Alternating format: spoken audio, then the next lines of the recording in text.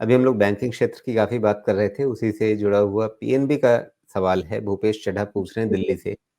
PNB पर क्या नज़रिया रखा जाए 1 साल के हिसाब से? हुँ। अभी भी तो ये चल ही रहा है। अभी तो सारे बैंक आपको चलते ही हुए दिखेंगे। पीएनबी में भी व्यू पॉज़िटिव है, ट्रेडिंग स्टैंड पॉइंट से मैं कहूँ पॉज़िटिव है। और करीब-करीब ये जो रेंज है 115 का, 115 से 120 का, ये रेंज अचीव होने के चांसेस तो हैं। वहाँ के बाद ये स्टॉक कंसोलिडेट करना चाहिए फॉर सम टाइम। तो अब समझिए कि आपके पास 90-95 से लेके 115-20 तक का रेंज बनता है। यहाँ से ये जो व्यू है, ये मैं करीब-करीब 6 महीने तक ही वैलिड रखूँगा, बिकॉज़ 6 महीने के बाद मेबी पोस्ट इलेक्शन सबकी रीवैलिडेशन करनी पड़ेगी, जिस पे भी हमें 1 साल का व्यू लेना है।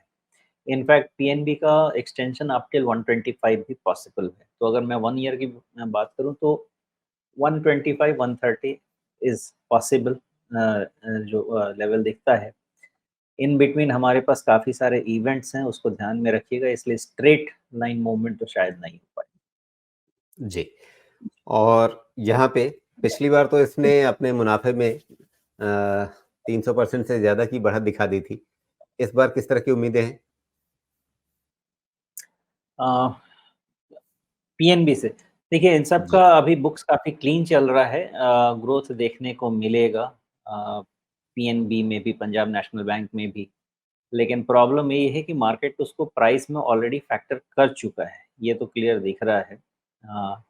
आप नॉर्मल वैल्यूएशन देखें तो पंजाब नेशनल बैंक को 2 एंड हाफ टाइम्स के आसपास अगर हम वैल्यूएशन दे रहे हैं, तो ऑलरेडी ये रिज़ल्ट ग्रोथ को फैक्टर करके रखा हुआ है। एक्सपेंशन अगर हम देंगे भी तो 2.2 से 2.5 रफली यहाँ तक और जा सकता है। अगर रिज़ल्ट इन लाइन भी रहा लास्ट क्वार्टर की तरह, तो हो सकता है कि आपको 10% का और रन जो मैं कह रहा हूँ वो देखने को मिले। लेकिन उसके बाद फिर अपसाइड रिस्ट्रिक्ट हो जाएगी, बिकॉज़ वैल्यूएशन बहुत ज़्यादा स्ट्रेच हो जाएँगे।